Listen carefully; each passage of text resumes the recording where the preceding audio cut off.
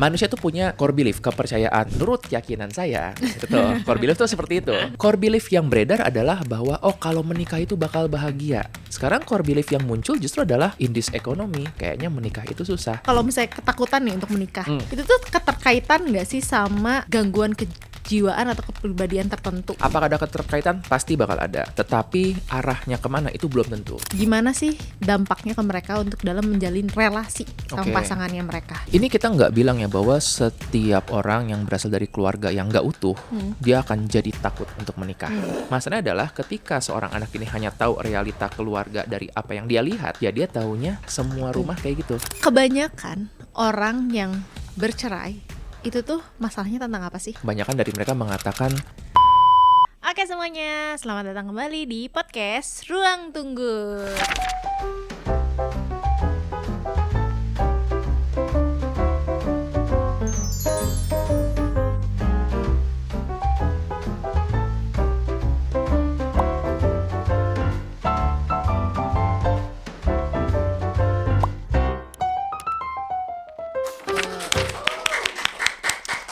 Seperti janji sebelumnya ya, yang dibahas di part 1, kita hari ini akan membahas yang seram-seram, yaitu pernikahan. marriage is scary. Enggak juga sih sebenarnya ya. Kan Kamu aku ngomong sudut pandangku. Oh ya. iya. Iya sih.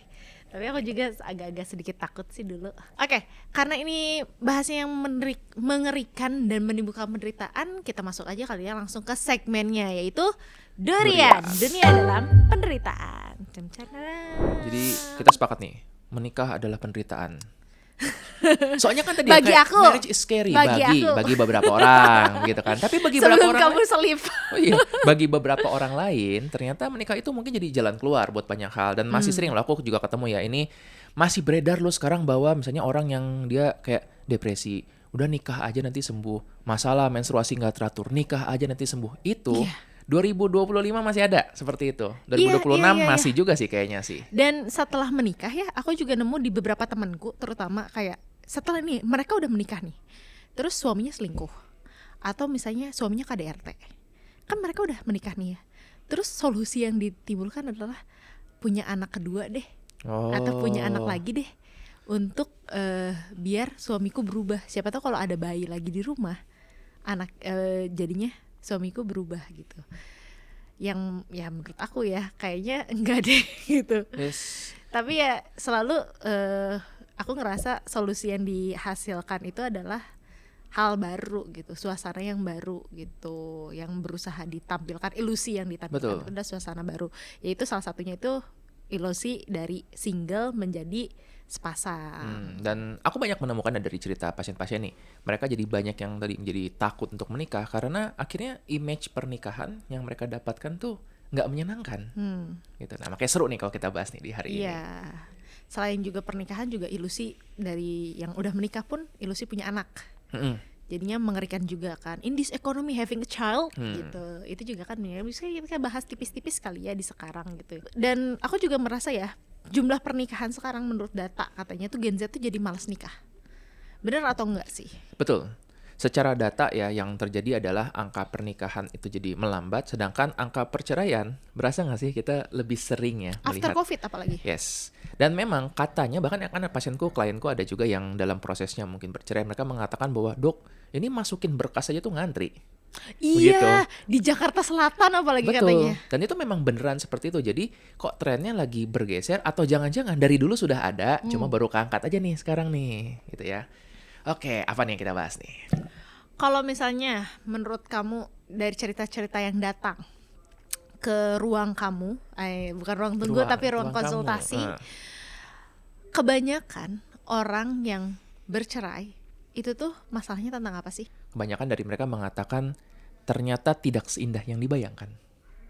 Penyesalan ya. Yap. Waktu awal mereka akan bilang bahwa iya nih awalnya dia yakin gitu baik-baik aja, seiring dengan waktu baru tuh mulai menyadari bahwa ternyata ini mengerikan gitu. Nah itu kalau yang berpisah ya. Tapi kalau yang takut menikah, kebanyakan mereka melihat dari orang tuanya, dari lingkungan, dari teman-teman atau dari sosial media. Akhirnya sama-sama dapat, kalau kita sebutnya itu core belief ya. Manusia tuh punya core belief, kepercayaan. Misalnya saya punya core belief bahwa Doraemon tuh lucu. Menurut keyakinan saya, itu tuh core belief tuh seperti itu. Dulu ya, core belief yang beredar adalah bahwa oh kalau menikah itu bakal bahagia. Dan benar kan ya kayak cerita-cerita film kan menggambarkan tentang gimana seseorang memperjuangkan cinta. Romantisme Wah ya. iya, jadi berjuang dalam film selama 1,5 jam akhirnya mendapatkan cinta dan titik di situ kan. Jadi Iya. cuma digambarkan cuma ceritanya oh they live happily ever after. Mungkin gak diceritakan bahwa setelah itu mereka berantem gitu karena ngurusin Iya. siapa yang gantiin popok anak gitu kan. Iya, Tapi itu gak iya, iya. diceritakan. Jadi core belief yang muncul adalah oh menikah itu indah ya. Plus belum lagi kalau misalnya orang-orang dari keluarga mungkin kan bilang iya nanti kamu nikah gini nanti udah kamu kalau udah nikah boleh bebas kalau nikah udah nggak perlu tinggal di sini jadi mereka punya core belief bahwa oh menikah itu menyenangkan. Nah core belief ini mungkin berubah nih dulu dengan sekarang core belief yang muncul justru adalah in this economy kayaknya menikah itu susah. Ngeri denger cerita sana sini selingkuh, denger cerita orang berubah. Setelah menikah. Waktu pacaran orangnya baik pengertian, setelah menikah jadi berubah. Akhirnya core belief-nya berubah bahwa nikahan itu jadi seperti jebakan. Ini yang membuat orang-orang jadi takut. Nah, core belief ini terbentuknya pasti dari lingkungan. Apa yang disampaikan oleh keluarganya, apa yang dari sekelilingnya, itu yang membentuk core belief-nya dia. Jadi mungkin memang kalau kita ngeliat ya, apa narasi yang beredar sekarang dengan narasi yang beredar 10-20 tahun yang lalu, kayaknya memang berbeda banget. Ada pengaruhnya nggak sih dengan paparan sosial media? Pasti sangat terpengaruh dengan itu. Kalau zaman dulu kan ya pernikahan tuh ya mungkin ada masalahnya tapi kan tidak dipaparkan. Betul. Jadi aib seseorang. Kalau sekarang kan dipaparkan. Betul sekali. Dan kita ingat ya gini, anggaplah sebelum masa sosial media, ketika orang membicarakan tentang pernikahan, yang muncul adalah foto-foto nikahan. Orang buka album nikahan, wih indah ya. Ah iya. Sekarang dengan ada sosial media, semua terposting, yang baik maupun yang buruk-buruknya juga. Close friend. Itu kan, jadi ada seperti itu. Terus akhirnya itu yang membuat tadi jadinya cerita-cerita tentang pernikahan itu jadi menakutkan. Dan situlah core belief itu kebentuk dan muncul. Marriage is scary. Dan ini terutama mungkin lebih besar di orang-orang yang sekarang yang masih masa-masa harusnya nih mau menikah nih. Kalau misalnya ketakutan nih untuk menikah, itu tuh keterkaitan nggak sih sama gangguan kejiwaan atau kepribadian tertentu? Oke. Kayak misalnya contoh avoidant, atau misalnya contohnya lagi NPD. Oke. Ada nggak sih? Ada keterkaitan nggak sih Baik. sama itu? Apakah ada keterkaitan? Pasti bakal ada. Tetapi arahnya kemana itu belum tentu. Contoh ya, avoidant. Aku sering ditanyakan gini, dok kalau orang yang avoidant itu berarti mungkin cenderung untuk nggak mau menikah. Sebentar dulu. Kalau dulu kita pernah bahas ya tentang ini kan konsep Ya, avoidant. avoidant. Avoidant itu kan intinya dia menghindari satu perasaan tertentu. Jadi kalau dia menghindari konflik, menghindari komitmen, mungkin orang-orang avoidant memilih untuk tidak menikah. Tapi gimana kalau yang dia avoid, yang dia hindari adalah perasaan kesepian? Bisa jadi dia justru akan mau buru-buru menikah karena tadi dia menghindari perasaan kesepian tersebut. Belum lagi tadi tentang orang dengan narsisistik misalnya, NPD, atau nggak usah ngomongin gangguan deh ya, orang-orang dengan ciri-ciri narsisistik yang cukup dominan, yang dia merasa, aku mau kelihatan bagus. Bisa jadi, dia jadi akan buru-buru mau menikah karena dia takut kalau aku nggak menikah, nanti aku terlihatnya nggak laku, nanti aku terlihatnya jadi kurang. Tapi bisa jadi orang-orang yang narsisistik ini pun jadi menunda menikah karena, oh aku mau dapat orang yang levelnya bagus. Jadi dia nggak mau sembarangan memilih. Artinya pasti ada hubungan antara karakteristik ya gangguan jiwa, mungkin nggak usah gangguan deh, tentang karakteristik kejiwaan seseorang dengan pilihannya, tapi nggak selalu satu arah. Nggak berarti kalau dia avoidant pasti menghindari menikah, orang yang dramatis pasti langsung menikah, nggak selalu seperti itu. Nah, kalau terbalikannya lagi, kalau misalnya tadi kan ada orang yang takut menikah. Kalau ini tuh orangnya mau menikah tapi ada ketakutan, dia takutnya kayak nggak ada orang yang tertarik sama aku. Oke. Kayak gitu, kayak dia mau menikah tapi dia ada ketakutan sebenarnya aku nggak menarik gitu. Oke. Tapi jadinya ya udah menghindar aja deh gitu. Ada insecurity itu ya. Insecurity betul. Itu bisa jadi kan dia ini kita kayak pernah dulu bahas deh tentang ketakutan akan penolakan. Oke. Ketika seorang itu takut mengalami penolakan, dia bisa jadi tadi akan menghindari. Menghindari semua peluang karena tadi takut ditolak. Iya kan tadi gara-gara kepikiran sama avoidant tadi aku. Bisa jadi mereka pikir udahlah nggak usah untuk mencoba, toh nanti bakal gagal juga. Aku tiba-tiba jadi kepikiran nih, dalam ilmu psikologi itu ada, kita nyebutnya pessimism bias. Nah, pessimism bias itu adalah suatu kesalahan berpikir di mana dia tuh terlalu pesimis tentang hidupnya. Jadi pokoknya dia ngerasa ya orang-orang pasti berhasil, tapi kalau aku nggak deh kayaknya. Ya, anggaplah nih dia dari keluarga yang misalnya anggaplah ayah ibunya nggak bersatu, dia punya saudara, punya kakak adik, dan kakak adiknya bisa menikah dan baik-baik saja. Pada orang yang mengalami pessimism bias, dia akan melihat dunia itu seolah kayak gelap semua. Ya sih kakak adikku bisa, tapi kok kayaknya nggak bisa deh. Oke, nah sebaliknya dari pessimism bias ada namanya optimistic bias. Optimism bias. Kalau optimism bias ini kebalikannya, dia malah jadi overestimate dirinya sendiri. Nah, ini mungkin optimism bias ini lebih sering terjadi pada orang-orang yang memutuskan mau menikah muda. Ini nyambung dengan episode sebelumnya ya. Ya, yang di part 1. Kalau yang belum nonton part 1-nya boleh langsung ditonton dulu aja. Very recommended. Pada optimism bias itu yang terjadi begini, ini kalau kita bertanya kepada orang yang usianya masih muda, anggaplah 19 atau 20, baru awal terus dia menikah, kita tanyain, kamu udah yakin belum? Kamu tahu nggak itu sulit? Kemungkinan dia bakal bilang, iya saya tahu kok susah. Saya tahu kok bahwa menikah muda itu nggak gampang. Saya dengar kok ceritanya orang-orang. Tapi kalau saya berbeda, saya siap. Optimism bias. Jadi dia aware masalahnya ada, orang-orang lain mungkin kena, tapi saya nggak mungkin kena karena saya sudah lebih waspada.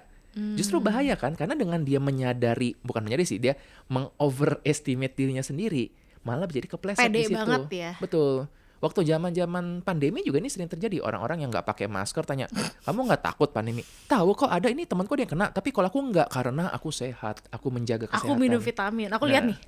Nah, optimism bias.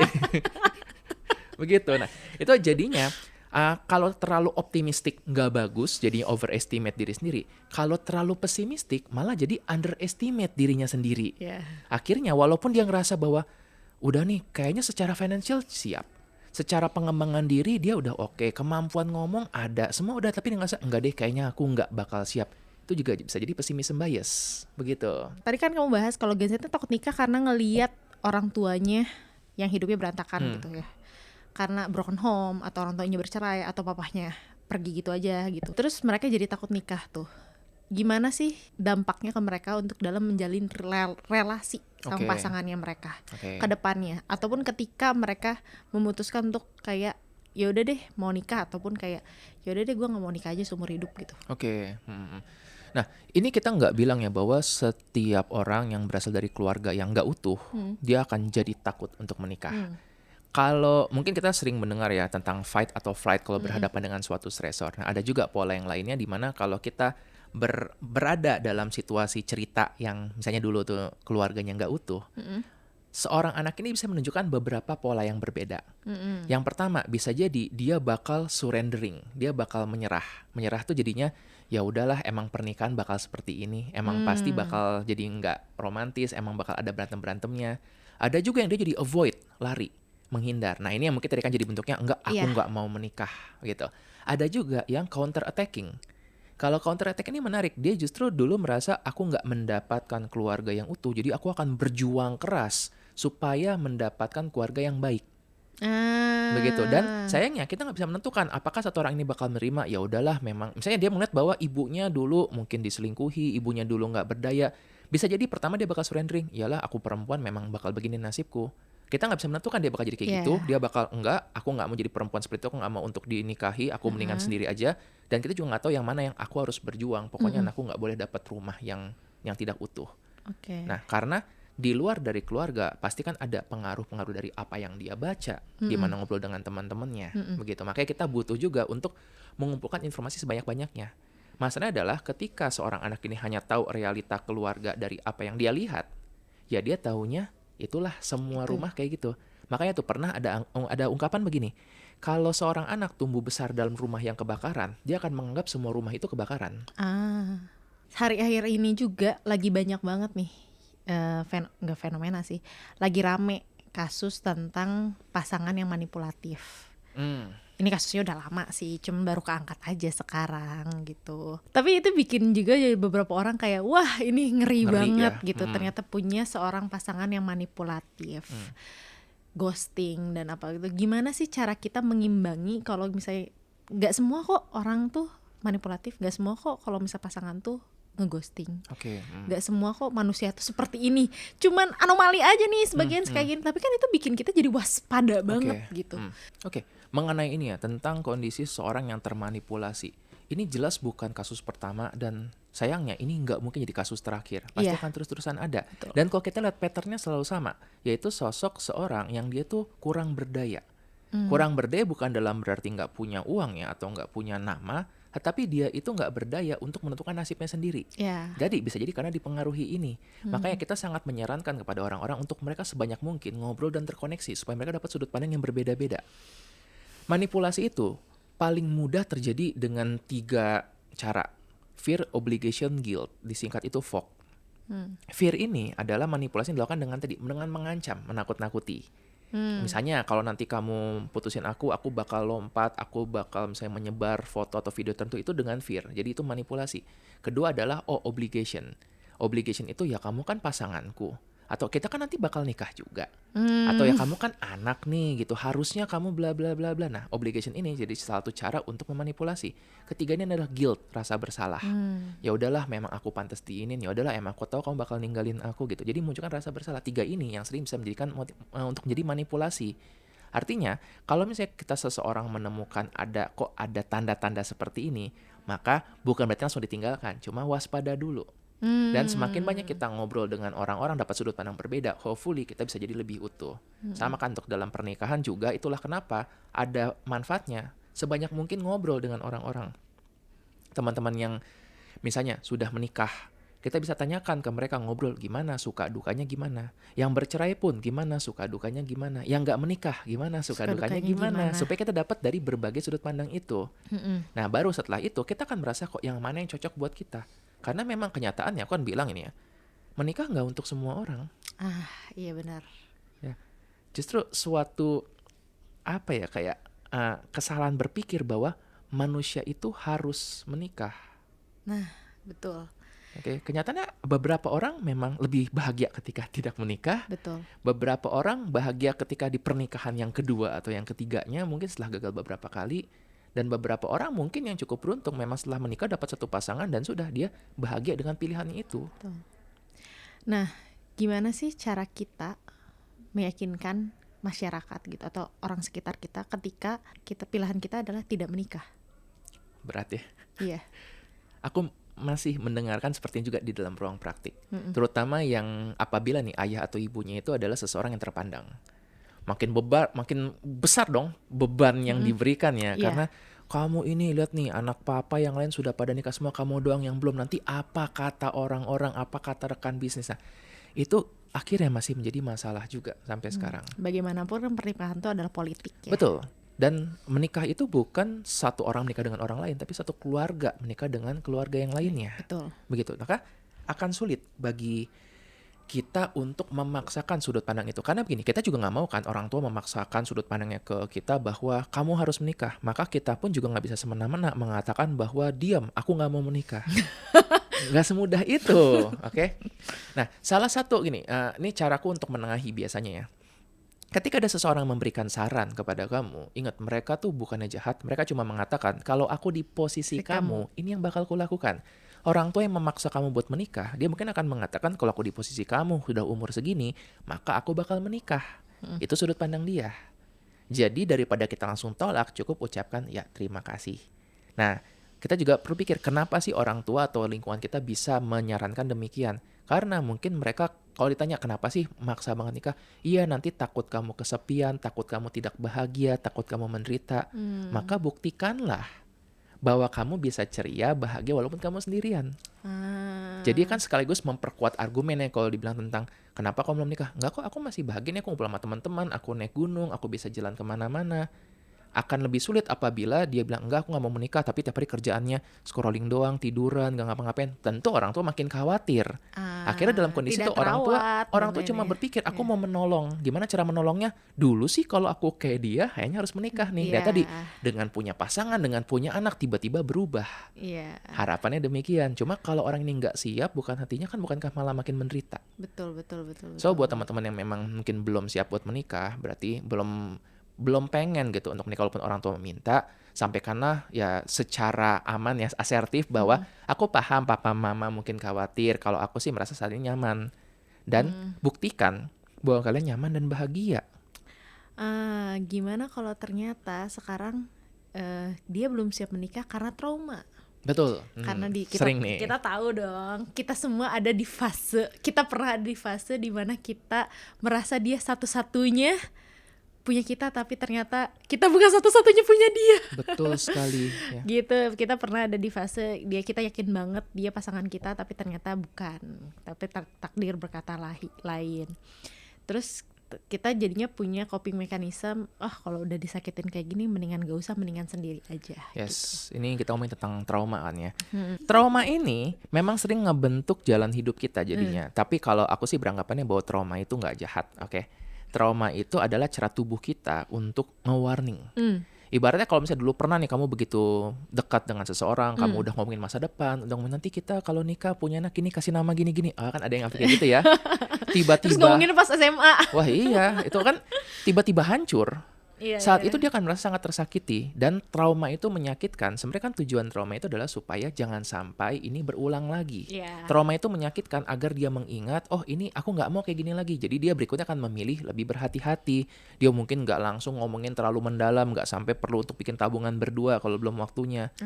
Tetapi beberapa orang mungkin jadi ngebentuknya, coping mekanismenya adalah karena ini menyakitkan, maka jangan terjadi lagi.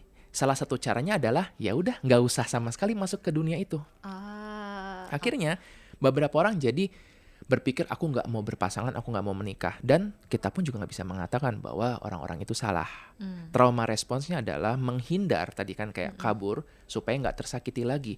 Apabila orang-orang ini memang memutuskan, yap aku memang tidak ingin untuk menikah, ya sudah nggak apa-apa, mungkin kita bisa mensupportnya. Yang penting pastikan dia tetap bisa bahagia. Yang jadi kasihan adalah seandainya ada internal konflik, ya, ada bagian dari dirinya yang takut buat berpasangan, tapi ada bagian lain yang sebenarnya tuh rindu, Kesepian. iya, untuk mencintai. Dia mungkin sebenarnya aku ketika ngeliat temanku gendong anak, aku sebenarnya pengen juga untuk punya anak. Disitulah penderitaan itu terjadi. Nah, ketika internal konflik ini terjadi, itu baru nanti kita masuk ke proses-proses, mungkin ada terapi yang bisa dilakukan, bagaimana untuk kita mengenali konflik itu terjadi, dan juga tadi mungkin gimana untuk sembuh dari trauma itu bisa. Kalau misalnya ketakutan ini bikin cemas berlebihan, menghindari, dan semuanya relasi dekat, dan ya pokoknya jadi amburadul gitu, baiknya kita ngapain sih? Oke. Jangan buru-buru sih, itu yang pasti ya. Ya. Kita kan ngomongin tadi topiknya adalah tentang takut untuk menikah. Cobalah menghargai rasa takut itu ya. Rasa takut itu adalah cara tubuh melindungi kita supaya kita terhindar dari ancaman.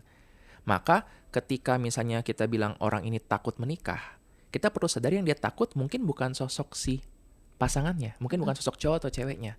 Yang dia takut mungkin kecewanya. Ya kan, yang dia takut mungkin nanti jadi capek tanggung jawabnya. Mungkin dia ngeliat mamanya, kok mamaku sejak menikah jadi nggak bisa kerja, jadi nggak bisa ngapain lagi, setiap hari ngurus rumah. Apakah itu yang ditakutkan? Nah, jadi rasa takut ini sesuatu yang perlu kita sadari. Ini kayak seorang teman yang ngasih tahu ini loh yang nanti bakal terjadi. Baru kita negosiasi dengan rasa takut tersebut. Apakah kita kira-kira worth nggak sih? Kalau menurutku sih gini, selama benefit yang didapatkan lebih besar daripada risikonya, itu mungkin sesuatu yang penting untuk diperjuangkan. Sayangnya tadi kan untuk pernikahan ya, untuk relasi itu kan sesuatu yang subjektif sekali. Ada orang yang mungkin memang dia family man atau family woman banget yang benar-benar sangat pengen untuk bangun keluarga. Mungkin bagi dia aku bakal mengorbankan apapun untuk mencapai ke situ. Tapi beberapa orang yang mungkin belum siap ya, mungkin dia butuh waktu lagi. Dan akhirnya aku selalu bilang kepada pasien-pasienku gini, lebih baik telat menikah daripada salah menikah. Aku menemukan beberapa pasien yang mereka menikahnya mungkin memang terlambat ya, mungkin di usia 30-an akhir atau bahkan 40-an baru menikah, tapi justru karena dipilihnya sangat berhati-hati, dia akhirnya menjadi lebih bulat dengan keputusannya ini. Karena mungkin ya harapannya, idealnya di usia 40-an itu pengalaman sudah lebih banyak, sudah lebih bijaksana, dan pasti otaknya lebih matang kan, prefrontal cortexnya untuk reasoning, logiknya lebih baik-baik saja, begitu. Dan dia pun juga jadi sudah melihat berbagai realita dunia, dan dia mengatakan, oke, aku siap untuk terjun ke dalam dunia ini walaupun dengan semua kesulitannya. Dan sebenarnya ya itu ya, lebih baik terlambat dibanding salah, itu sih ngena banget sih. Dan bener ya, balik lagi ya, toh hidup juga cuma sekali gitu. Kalau salah dan penyesalan itu tuh seumur hidup berarti datangnya. Betul. Walaupun memang gini, ada yang bilang loh kan ada perceraian, ya betul, tapi kenyataannya nggak semudah itu. Dan nyeselnya tuh tetap seumur hidup. Betul. Dan ini aku pernah kepikiran gini, beberapa pilihan itu berbeda-beda. Ada pilihan yang seperti topi, ada yang seperti potong rambut, dan ada yang seperti tato. Pernah dengar nggak tentang ini? Enggak Nah, pernah. pilihan yang seperti topi itu gampang untuk kita undo. Aku pakai topi, nggak suka, tinggal lepas ganti topi lain. Ah, Ada beberapa pilihan yang seperti potong rambut. Kita bisa potong rambut terus kita nggak suka, tetap bisa di-undo, tapi butuh waktu. Tunggu. Beberapa bulan Iya. atau beberapa tahun. Beberapa yang lain tuh seperti tato, permanen, walaupun mungkin bisa untuk dikotak-katik, tapi kan susah. Iya, dan Mak- lebih sakit. Betul, makanya kita perlu memilih ya ketika berhadapan dengan satu pilihan ini. Ini pilihannya seperti topi atau potong rambut atau tato.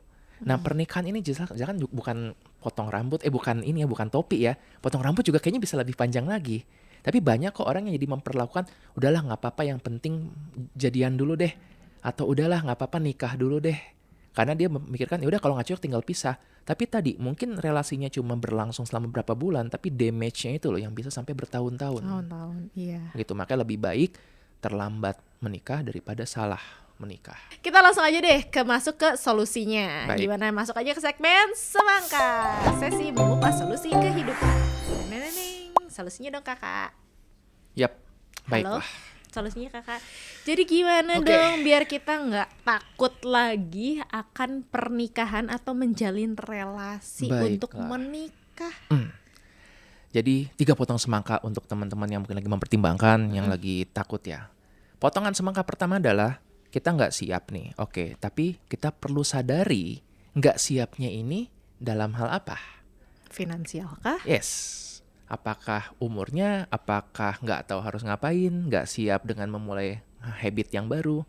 Ya, ini sama seperti ketika seseorang disuruh untuk, yuk kamu coba berangkat ke Moskow, ke Rusia. Wah nggak siap saya pak, ditanya kapan siapnya? Nah kita kan jadi mikir, nggak siapnya kenapa? Bahasanya kah, kita nggak punya baju untuk musim dingin, kita nggak tahu makanan di sana kayak gimana. Maka step pertama adalah kita sadar dulu, kalau nggak siap atau takut, bagian mana yang kita nggak siapnya. Oke. Oke, nah yang kedua adalah kalau kita udah tahu nih apa yang nggak siapnya, coba untuk kita kembangkan di situ. Misalnya aku nggak biasa ngomongin financial, ya berarti mungkin emang perlu mulai belajar gimana untuk terbuka secara financial. Aku nggak biasa untuk ngebagi waktu, berarti mungkin mulai ngomong dengan pasangan tentang ini suatu hal yang mau nggak mau pasti akan dihadapi. Jadi setelah kita aware, kedua actionnya gimana. Nah ketiga, apabila masih takut juga, ada alasan kenapa premarital counseling itu ada dan aku sangat-sangat menyarankan. Ya, beberapa agama memang sudah kayak mensyaratkan nih bahwa sebelum menikah premarital counseling atau kursus pranikah itu harus ada. Tapi karena ini masih sifatnya mungkin optional ya, jadi belum merata ke semua orang yang akan menikah. Nah, sebagai orang yang pernah menjalani juga, aku pun merasa bahwa itu sangat-sangat bermanfaat sekali. Sangat sekali, Yap. sangat bermanfaat Dan sekali. jangan dipikir abis konseling pranikah itu hubungan baik-baik saja. Oh tidak, Berantem. tidak. Terjadi berantem, jadi nangis, tapi justru disitulah kita menyadari ini pembicaraan yang selama ini tuh Kita dihindari. hindari, ya. Kita Nah. anggap tabu. Betul. Nah, maka bayangkan percakapan yang dianggap tabu yang dihindari ini suatu saat bakal keangkat juga. Iya. Jadi lebih baik dihadirkan di awal dalam bentuk dimana bisa termoderasi, entah itu dengan mungkin pemuka agama tertentu, dengan seseorang yang kita look up, yang kita bisa percaya, atau mungkin dalam sesi konsultasi. Memang sih nggak semua psikiater atau psikolog itu memberikan layanan untuk sesi konseling pranikah, tapi kalau misalnya bisa coba cari dulu dan menurutku itu lumayan sih, karena ya tadi ini kan salah satu juga ya cara kita untuk berhadapan dengan rasa takut kita, sekaligus menentukan kalau misalnya ternyata sudah all out. Ya, sudah melakukan mungkin proses tadi konseling pranikah, udah ngobrol, ternyata masih nggak bisa lanjut, kita tahu bahwa kita mundur, tapi dengan keputusan yang bulat, bukan karena impulsif, Iya. bukan karena emosional. Beda ya dengan karena, gitulah kamu nggak ngertiin aku, udahlah kita pisah aja. Beda kan Beda, ketika, iya. yap kita sudah ngomongin, ini sudah mencari dari berbagai sudut, ternyata kayaknya memang susah. Susah gitu. untuk disatukan gitu, dan lebih Yes. baik sekarang dibanding nanti kan gitu. Oh oke, itu menarik juga ya, dan aku suka banget sih sama yang tadi konsep kamu bilang kayak kalau kita nggak siap, kita lihat kita nggak siapnya di mana. Ini sama kayak kata-kata kamu yang kalau misalnya kita ada trauma, healingnya sesuai dengan traumanya Yes. gitu. Healing sesuai luka. Oh, gitu kan. healing sesuai dengan lukanya, benar. Kayak misalnya kalau kita nggak siap secara finansial, ya udah kita perbaiki dulu secara finansialnya di bagian mana kita gitu. Terus kalau misalnya kita nggak siapnya secara mental, ya udah kita perbaiki dulu secara mentalnya gitu. Aku tiba-tiba kepikiran ya, Mas Aji, potongan semangka keempat, boleh? bonus nih. Mungkin manage ekspektasi tentang pasangan. Oh iya, aku setuju banget. Ya kan? Karena seringkali orang jadi masuk ke dalam suatu pernikahan atau relationship dengan ekspektasi yang nggak realistis tentang pasangannya. Harus CEO. Betul. Tereng teng teng teng, piano piano. Pria piano. ini sering diremehkan teman-temannya. So, gini, gimana sih maksudnya memanage ekspektasi itu ya? Jadi ada beberapa keyword-keyword tertentu yang kalau ini muncul, ini tuh membuat kita jadi ekspektasinya ketinggian. Harus, yang tadi Sora Yeah. bilang ya, selalu, Oh. nggak pernah. Nah, 3 itu aja tuh, itu sering membuat masalah dalam relationship. Apa tadi? Harus, selalu, lalu, dan nggak Nggak pernah. pernah. Contoh dong, Contoh, misalnya ya, harus CEO kan tadi udah bisa tuh. Tereng, teng, Ya, teng. atau kalau itu misalnya nggak kejauhan, kamu kan harusnya ngertiin aku maunya gimana. Kita kan udah lama gitu. Oh. Kamu harusnya tahu dong, aku juga butuh me time sama teman-temanku. Nah, setiap kali kita ngomong harus, ekspektasi kan jadi terlalu tinggi. Jadi Dan ada keinginan terlalu- mengendalikan. Terlalu kaku. Yes, jadi kaku banget. Kedua, yang selalu. Tuh kan? Kamu tuh selalu deh kalau ada apa-apa kamu selalu ngutamain orang tua kamu dibandingkan aku. Kenapa itu jadi bahaya? Karena sebenarnya sih nggak selalu. Tapi kan proses berpikir selalu itu membuat jadi hitam putih. Selalu aku yang salah. Nah, selalu aku disalahin. Tuh. Atau kebalikannya selalu udah nggak Selalu pernah. ngalah. Ya, kamu nggak pernah dengerin aku. Kalau aku ngomong, kamu tuh nggak pernah deh untuk setuju sama aku. Nah, ini membuat ekspektasi jadi nggak realistis. Jadi kita perlu sadari ketika mengucapkan kata-kata tersebut dan lihat deh kenyataannya. Mungkin pasangan kita memang bukan pasangan yang sempurna ya, tetapi ya good enough kok. Ya, memiliki ekspektasi bahwa aku pengen punya pasangan yang ganteng, yang pintar, yang baik, itu tuh sesuatu yang sangat wajar. Tapi kita perlu akui kan nggak semua orang seberuntung Sora. Kenapa? Gak mau, aku kesel aja dengernya. Gitu, jadi boleh punya ekspektasi ya, cuma diwajarkan. Iya, aku juga sebenarnya pengen punya pacar CEO guys, CEO Cina. Ini udah. Kamu nggak bukan CEO, editor langsung. Jadi kamu nggak tahu kan bahwa sebenarnya aku adalah Tereng teng teng teng teng. penulis. Udah.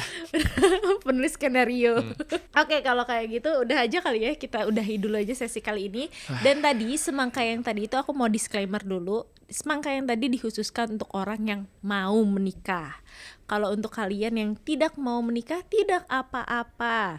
Single pun tidak masalah, Yes. asal kalian bahagia dan emang itu tujuan hidup kalian. Benar Kalian berhak bahagia. nggak?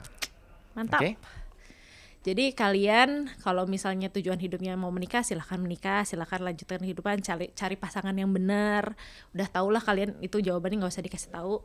Dan diikutin juga tadi semangat-semangat yang tadi. Jadi kalian jangan lupa di subscribe juga podcast Ruang Tunggunya, dinyalain notifikasinya, dan jangan lupa di follow juga Instagram podcast Ruang Tunggu @pod_ruangtunggu dan Instagram Dr. Andreas. @dertitreamon. Dan Instagram aku juga di @littlesora. Jadi jangan lupa kita ketemu lagi di episode selanjutnya. Bahas apa nih selanjutnya? Nanti deh kita lihat deh ya. Oke. Dan Bye-bye. ingat, di setiap perhentian pasti ada ceritanya.